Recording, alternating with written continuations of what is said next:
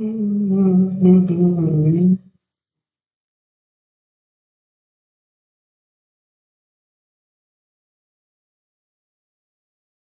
दोस्तों, मैं रंजीत कुमार आप सभी लोग को स्वागत करते हैं अपने यूट्यूब चैनल आर के ऑफिशियल 392 पर। आप सभी का बहुत बहुत स्वागत है। आज के सेशन में हम लोग पढ़ेंगे आपका इतिहास से कुछ इंपॉर्टेंट प्रीवियस ईयर क्वेश्चंस को, जो एग्जाम्स में आपका बार बार पूछे गए हैं आपका। तो चलिए हम लोग लेक्चर की फटाफट शुरुआत करते हैं। सारे के सारे क्वेश्चंस आपके आने वाले एग्जाम्स, जो कि बिहार बीपीएससी का एग्जाम हो आपका, ठीक है, या बिहार दरोगा मेंस का एग्जाम हो, सबके लिए आपका इम्पोर्टेंट है आपका। चलिए शुरुआत करते हैं। शुरुआत करने से पहले एक इंपॉर्टेंट चीज की, अभी तक आपने चैनल को सब्सक्राइब नहीं किया तो प्लीज आप चैनल को सब्सक्राइब कर लीजिए, ठीक है। दूसरी बात, ये जो लेक्चर है आपका बीपीएससी का जो एग्जाम आपका होगा आपको उसके लिए, बिहार दरोगा का जो एग्जाम होगा उसके लिए आपका, या एसएससी का एग्जाम हो या रेलवे का एग्जाम हो जिसपे आपका जीएस पूछे जाते हैं, सबके लिए आपका इम्पोर्टेंट है। तो इस चीज को आपको याद रखिएगा। चलिए हम लोग सेशन की फटाफट शुरुआत करते हैं आपका, ठीक है। और देखते हैं आज का हम लोग पहला क्वेश्चन। आज का जो पहला क्वेश्चन है आपका, वो मैच कराना है आपको कि सातवाहन वंश की स्थापना किसने किया था, कौरव वंश की स्थापना किसने किया था, वाकाटक वंश की स्थापना किसने किया, पल्लव वंश की स्थापना किसने किया था। तो ये आसान क्वेश्चन है, आप कर सकते हैं। सातवाहन वंश की स्थापना किसने किया था आपका, तो सातवाहन वंश की स्थापना किया था आपका सिमुक ने, ठीक है। तो इसका आंसर क्या हो जाएगा, 4 हो जाएगा आपका। और कण्व वंश की स्थापना किया था आपका वासुदेव ने, तो इसका 3 हो जाएगा आपका। और वाकाटक वंश की स्थापना किया था बिंदु शक्ति ने आपका। और पल्लव वंश की स्थापना किसने किया था आपका, श्री विष्णु ने किया था। तो ए का 4 हो जाएगा, ठीक है। तो ए का 4 हो जाएगा, तो ये तो नहीं होगा आपका। और बी का 3 होगा आपका, बी का 3 दोनों में है। और सी का एक इसमें आपका, यानी ऑप्शन नंबर फर्स्ट इसका सही आंसर हो जाएगा, ठीक है। तो इस चीज को याद रखिए। अगर बात करें सातवाहन वंश की, तो सातवाहन वंश जो था आपका, इसकी स्थापना तो सिमुक ने किया ही था। और ये आपका आंध्रा के इलाके में आपका, ठीक है, आंध्र प्रदेश वाला जो इलाका है आपका, वहां पे एग्जिस्ट करता था। इस चीज को याद रखिएगा, ठीक है।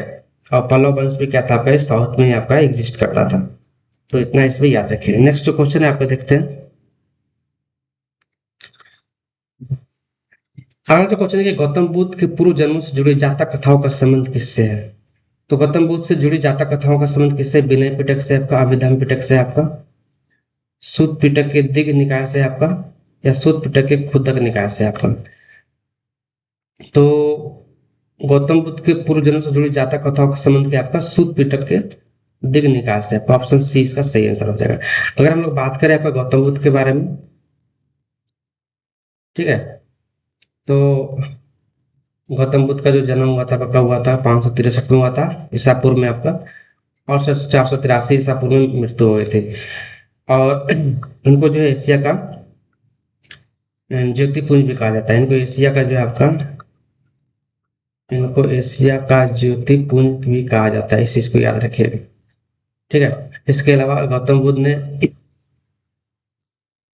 बुद्ध के समय आपका 4 जो है आपका गौतम जो बौद्ध संगीतियाँ हुई थी उससे भी क्वेश्चन आपका आता है, उसको भी याद रखिएगा। जैसे आपका एक राजगीर में हुआ था, ठीक है, एक वैशाली में हुआ था, फिर आपका एक पटना में हुआ था, पाटलिपुत्रा में हुआ था, एक आपका कश्मीर में हुआ था। तो ये भी पूछा जाता है, इसको याद रखिएगा आपका, ठीक है।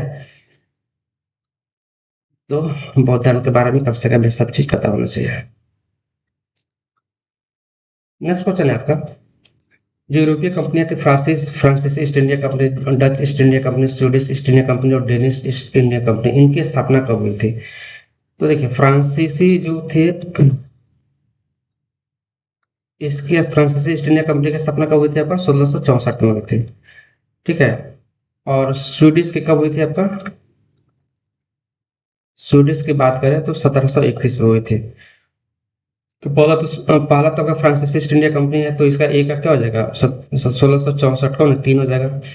ए का 3 हो जाएगा, यानी ए आपका नहीं होगा, ए भी नहीं होगा आपका, या तो ये होगा या तो ये आपका बी एस सी होगा आपका। और सी का आपका 1 होगा, सी का 1731 यानी 4 होगा। तो सी का 4 किस में है आपका, सी का 4 बी में है, यानी यहाँ पे हो जाएगा। तो इस चीज से याद रखिएगा आपका। ठीक है। ये फ्रांसीसी ईस्ट इंडिया कंपनी की स्थापना कब हुई थी, 1664 में आपका। ठीक है। और डच ईस्ट इंडिया कंपनी की स्थापना कब हुई थी आपका, तो 1602 में हुई थी। स्वीडिश की कब हुई थी आपका, तो 1731 में हुई थी। और डेनिश की कब हुई थी आपका, तो 1616 में हुई थी। ठीक है। एक और बच जाता है आपका British, British east India company की स्थापना कब हुई थी आपका, तो 1600 ईस्वी में हुई थी। इसको भी आपका क्वेश्चन पूछा जाता है, तो इसको भी याद रखिएगा।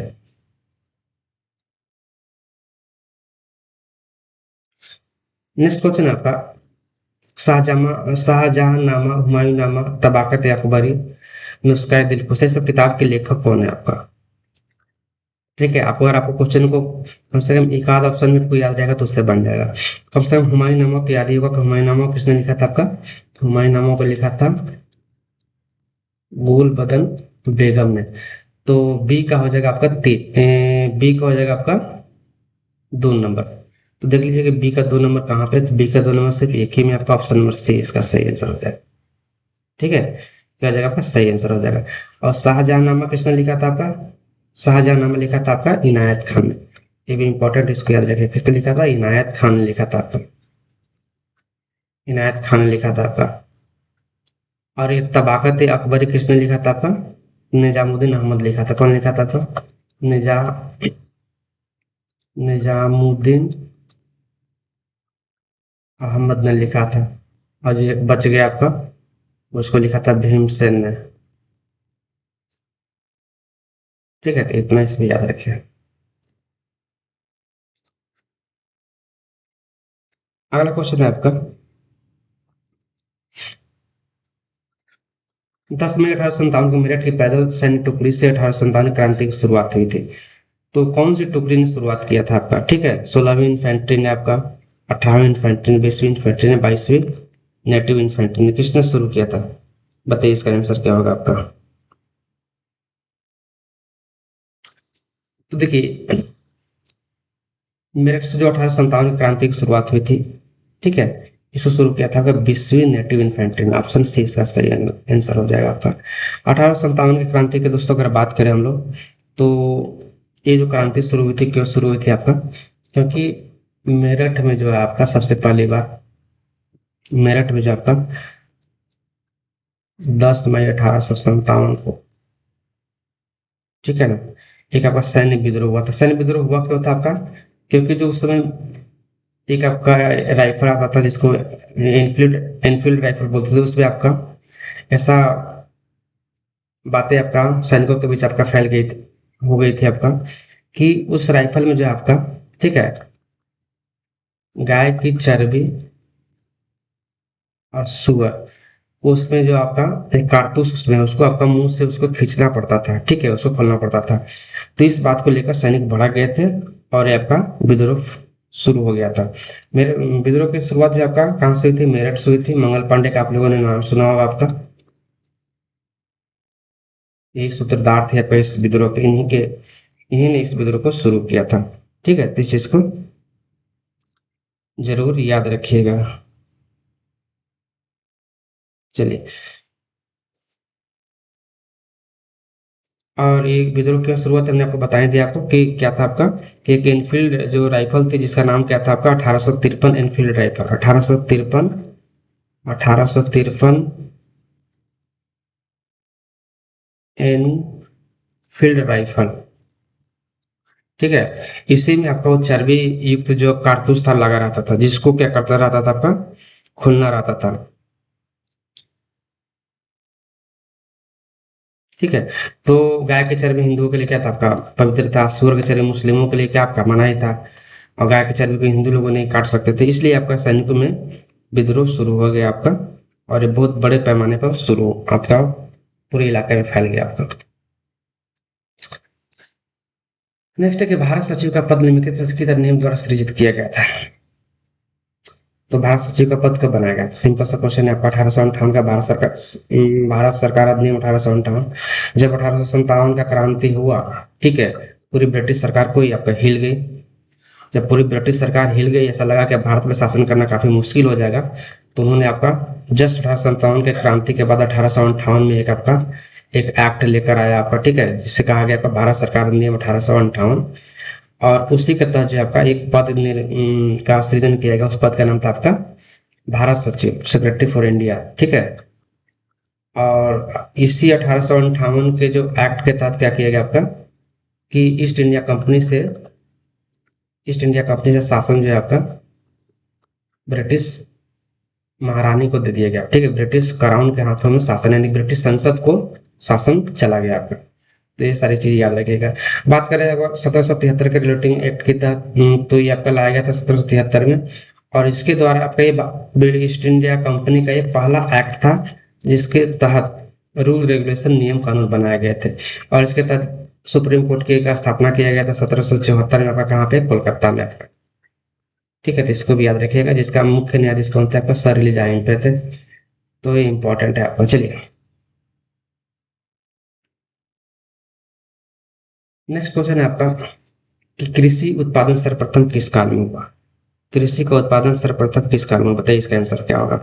बहुत ही आसान क्वेश्चन है। कृषि का उत्पादन किस काल में हुआ आपका? आसानी से बता सकते हैं। मध्य पाषाण काल, नवपाषाण काल, पूरा पाषाण काल, सिंधु सभ्यता काल। तो कृषि की शुरुआत जो होती है आपका कब हुई आपका? तो ये आपका हुई नवपाषाण काल में, ठीक है।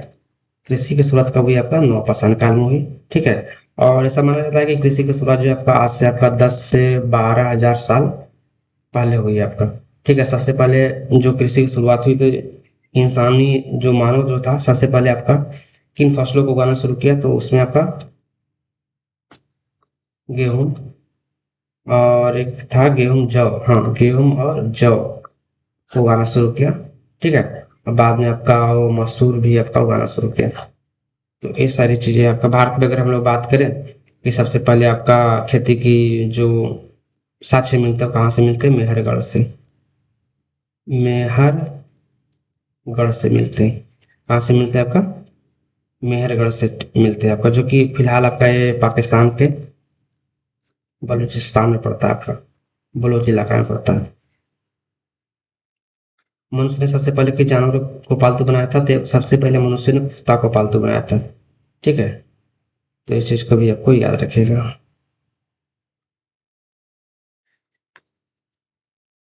नेक्स्ट क्वेश्चन बताइए इसका आंसर क्या होगा। नेक्स्ट क्वेश्चन बताइए इसका आंसर क्या होगा। नेक्स्ट क्वेश्चन आपका सम्राट अशोक निम्नलिखित अभिलेखों में से किसमें दक्षिण भारतीय राज्यों का उल्लेख मिलता है? अशोक के बहुत सारे शिलालेख पड़े होंगे आपका, ठीक है। वो जो मेन आपका जो 14 शिलालेख है, तो वही पूछ रहा है कि अशोक के किस शिलालेख में जो आपका दक्षिण भारतीय राज्यों का उल्लेख मिलता है, ठीक है। तो अशोक के शिलालेख नंबर सेकंड है, ठीक है। ऑप्शन नंबर फर्स्ट इसका सही आंसर हो जाएगा। द्वितीय बृहद शिलालेख में अशोक के द्वितीय बृहद शिलालेख में आपका दक्षिण भारतीय राज्यों का उल्लेख मिलता है, ठीक है। और दक्षिण भारतीय राज्यों जैसे उस समय कौन था आपका? चोल, पांड्य और चेर, जिसको आज क्या कहा जाता है आपका? केरल भी कहा जाता है आपका। इसका वर्णन मिलता है आपका अशोक के द्वितीय बृहद शिलालेख में। तो इस चीज को याद रखिएगा। इसके अलावा आपका वो तमिल जो क्या बोलते हैं, सत्यपुत्र, जो आज का तमिल का इलाका है, इसके भी वर्णन आपका मिलता है। तो इसमें इतना इसमें याद रखिए आपका। नेक्स्ट क्वेश्चन है कि शूद्रानंद बुद्धचरित और सारी पुत्र प्रकरण नामक ग्रंथों के रचनाकार किस शासक के आश्रित राजकवि थे? तो पहली बात की लिखा कौन था? तो एक चीज तो है कि बुद्धचरित से आपको पता चला होगा कि बुद्धचरित किसने लिखा था? अशोक ने लिखा था। अशोक किसके समय रहता था आपका? तो अशोक रहता था आपका कनिष्क के, कनिष्क के समय रहता था। तो आंसर क्या हो जाएगा आपका? कनिष्क हो जाएगा, ठीक है। एक शब्द याद रखिए, अचानक, ठीक है। तो अचानक शब्द क्यों याद रखिए आपका? तो अस से अश्वघोष, ठीक है, चरक, नागार्जुन, ठीक है। अश्वघोष, जैसे चरक, नागार्जुन, ये सब आपका सिर्फ कनिष्क, इस सब के सब किसके समय रहते थे आपका? कनिष्क के समय। जैसे आपका अश्वघोष, चरक, नागा अर्जुन, ये तीनों रहते थे आपका कनिष्क के समय। तो इससे ही आपको याद रहेगा अचानक से। ठीक है, चलिए इस बार ऑप्शन की बात करें हम लोग तो गौतमीपुत्र सातकर्णी, ये आपका किस वंश का शासक था? सातवाहन वंश का था। ठीक है, तो इस चीज को भी याद रखिए। पुष्यमित्र शुंग ने आपका शुंग वंश की स्थापना किया था। नेक्स्ट है आपका कुछ शासक दिए हुए हैं, उसके कुछ आपको उपाधि दिए हुए हैं, उसको मिलाना है आपका। तो पहला आपका प्रियदर्शी की उपाधि, ठीक है, विक्रमादित्य की उपाधि, कर्मादित्य की उपाधि, पराक्रमा की उपाधि। बताइए इसका क्या होगा? प्रियदर्शी किसको बोलते थे? सिंपल सा है, प्रियदर्शी किसको बोलते थे? प्रियदर्शी, प्रियदर्शी अशोक को बोलते थे। ठीक है, तो इसका तो आपका अशोक हो जाएगा। विक्रमादित्य किसको बोलते थे? आपका विक्रमादित्य बोलते थे हम लोग चंद्रगुप्त द्वितीय को। ठीक है, तो इसका यह हो जाएगा आपका। और परकरमांक किसको बोलते थे? आपका समुद्रगुप्त को बोलते थे। और कर्मादित्य किसको बोलते थे? आपका स्कंदगुप्त को बोलते थे। तो इस तरीके से इसको आप मिला लीजिएगा। समुद्रगुप्त के बारे में कुछ चीजें याद रखिए कि समुद्रगुप्त जो था ना आपका, वो उसको भारत का नेपोलियन कहा जाता है। समुद्रगुप्त को क्या कहा जाता है आपका? समुद्रगुप्त को भारत का नेपोलियन कहा जाता है। अच्छा, इसको भारत का नेपोलियन क्यों कहा जाता है? क्योंकि इन्होंने जो आपका भारत का नेपोलियन को कहा था किसने? आपका तो बी ए स्मिथ ने कहा था। बी ए स्मिथ ने कहा था आपका। और भारत का नेपोलियन को किस लिए कहा जाता है? क्योंकि इन्होंने जो है आपका दक्षिण भारत के लगभग 12 राज्यों को जीत लिया था। ठीक है, मतलब बहुत बड़े पैमाने पर इन्होंने राज्यों को विजित किया था आपका, इसलिए इसको भारत का नेपोलियन भी कहा जाता है आपका। ठीक है, तो इस चीज को भी आपको याद रखना है आपका। इसके अलावा समुद्रगुप्त के बारे में इतना चीज। इसके अलावा समुद्रगुप्त एक चीज और याद रखिए कि इसको व्याघ्र पराक्रम भी कहा जाता है। व्याघ्र पराक्रम भी कहा जाता है, मतलब बाघ के समान। ठीक है, बाघ के समान शिकार करने वाला, ये कहा जाता है समुद्रगुप्त। नेक्स्ट है कि राजनीतिक, आर्थिक, भौगोलिक कारणों से सभी महान जनपदों में सबसे शक्तिशाली महाजनपद कौन था? तो सबसे शक्तिशाली महाजनपद कौन था? आपका मगध। ठीक है, अच्छा, सबसे सबसे शक्तिशाली महाजनपद मगध। मगध मगध क्यों हुआ? क्योंकि जो मगध का जो इलाका था ना आपका, ठीक है, मगध के इलाके में क्या था आपका? एक मिनट। मगध के इलाके में क्या था आपका? खनिज भंडार बहुत था। क्या यहाँ पे लोहा प्रचुर मात्रा में था। दूसरी बात, यहाँ पे आपका जंगल थे। क्या थे आपका? यहाँ पे जंगल थे, जंगल में क्या थे? हाथी थे। ठीक है, उस समय हाथी वगैरह का बहुत यूज होता था आपका। तो इन कारणों से क्या था आपका? मगध काफी शक्तिशाली था, मतलब कि लोहा वगैरह का यूज, हाथी वगैरह का यूज करके मगध के राजाओं ने आसपास के बहुत सारे जो जनपद थे उसको जीत लिया था आपका। ठीक है, तो इस चीज को याद रखिएगा। मगध, अगर हम लोग बात करें तो इसे संस्थापक कौन था आपका? ठीक है, तो मगध में आपका दो तीन नाम याद रखिएगा कि आपका बिंबिसार। ठीक है, एक तो आपका बिंबिसार याद रखिएगा, और बिंबिसार का पुत्र जो अजात शत्रु, फिर उदयन। ठीक है, ये सारा चीज इसमें याद रखिएगा। अगर बात करें हम लोग अंक की, तो अंक क्या था? ये भी एक महाजनपद था। ठीक है, अंक को मगध के राजाओं ने जीत ही लिया था आपका। आप बताइए किसने जीता था? बिंबिसार ने जीता था कि अजातशत्रु ने जीता था आपका? और अंग जो इलाका था आज का आपका जो भागलपुर और ये मुंगेर का इलाका। ठीक है, ये इलाका जो आपका अंग कहलाता है आपका। ठीक है, अंग की राजधानी कहाँ थी आपका? मगध की राजधानी कहाँ थी? मगध की राजधानी राजगिरी थी। अंग का राजधानी चंपा थी। कौशल का श्रावस्ती थी। मल का आपका, मल का कहाँ था? कुशावती। मल का बताइए कहाँ पे था आपका? तो ये सारी चीजें याद रखिए। नेक्स्ट है पाल वंश के पतन के पश्चात बिहार के क्षेत्रीय क्षेत्र में स्थानीय राज्य का उदय हुआ। यह स्थानीय राज्य निम्न में से किस वंश के थे? ठीक है, तो पाल वंश के पश्चात पाल वंश जब पतन हो गया तो उसके पश्चात बिहार में क्षेत्रीय राजाओं का जो उदय हुआ उसमें कौन सा वंश का उदय हुआ? आपका कर्नाटक वंश का। ठीक है, किसका वंश का उदय हुआ? आपका कर्नाटक वंश का। तो चलिए, ये था आपका आज का सेशन। मेरा लगा आप जरूर बताइएगा आपका। ठीक है, मिलते हैं फिर अगले वीडियो में आपका, तब तक के लिए आपका धन्यवाद।